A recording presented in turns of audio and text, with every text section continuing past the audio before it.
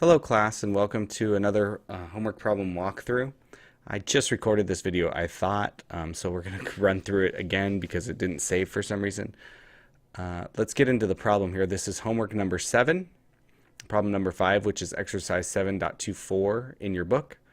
So it says Eiler's company has 2 producing departments and 2 support departments. The following budgeted data pertain to these 4 departments. So I took this table and I put it in my spreadsheet here. And it says the support departments are ranked in order of highest to lowest cost. And our job is to allocate the costs of the support departments using the sequential method. Use rounded values for subsequent calculations and round allocations to 4 significant digits. Round allocated costs to the nearest dollar. If an amount is 0, enter 0. So these allocations, we need to round to 4 significant digits. We need to remember that. So let's get started. Now, we're going to allocate all of the support department costs, but we're going to start with general factory and then receiving. So in this case, it asks us to allocate based on square footage and then number of receiving orders. That's this problem here. So the support department has some square footage, but obviously no receiving orders. So we're going to allocate by receiving orders and then, or by square footage and then by receiving orders. And then as we actually put the costs in each department, we'll move receiving costs over to assembly and finishing because receiving is, again, an overhead cost. So what we have here, I went ahead and totaled the square footage and the number of receiving orders over here to make our calculations easy. So we have, what we're going to do is we're going to round. We're going to take the total square footage for the receiving department and divide that by the total factory square footage. We're going to round that to 4 significant digits, like that. I'm going to go ahead and copy this formula over. It's not going to copy exactly right because of this here and this here, but I'll just drag it over. That way I don't have to do the round function over and over again. And drag this over here. So that gives us that. The receiving department is 0 here, so let's copy this down. That's right, and we should be able to copy that one down. That's right.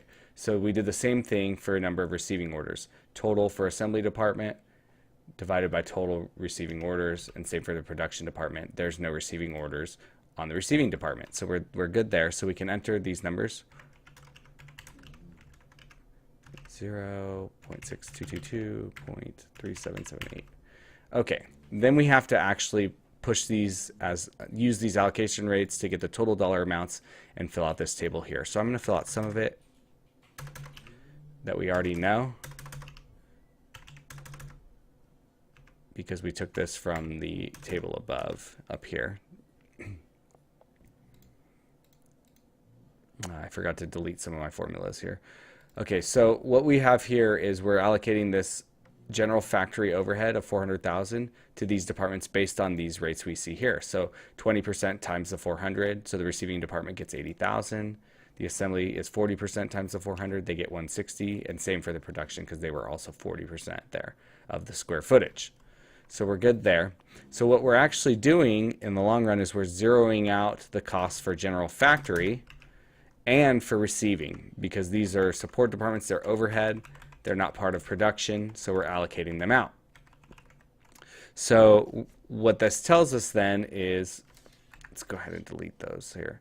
What this tells us then is we have 240,000 in receiving department right now because we had 160,000 of direct overhead, and then we allocated some overhead from general factory over there, so we need to zero that out. So we got negative 240 here. And that's what we're going to allocate to assembly and finishing from the receiving department. So we're going to take our percentages here, that's 62 and 0.22%, and multiply that by 240,000. And the 37.78%, and we're going to multiply that by 240,000.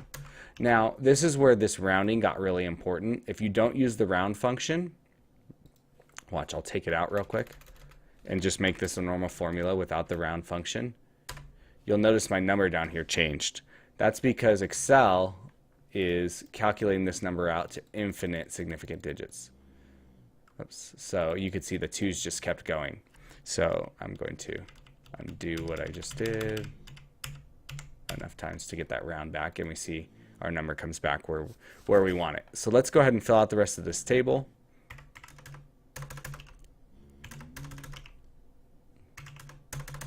I'm just transferring the numbers from the Excel sheet over there.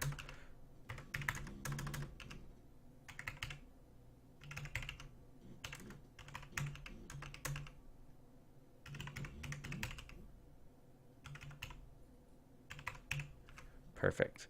Okay, now we just need to figure out each department by direct labor hour. So per direct labor hour, in order to do that, we just take the total, we divide it by the total number of direct labor hours, and that's it. And I can drag this formula over here. So we get $14.09 for assembly per direct labor hour, and we get $8.12 for finishing per direct labor hour.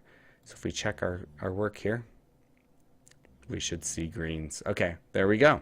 So that is another walkthrough of a homework problem. Again, this is homework assignment number 7, problem number 5, and this is exercise 7.24 in your textbook.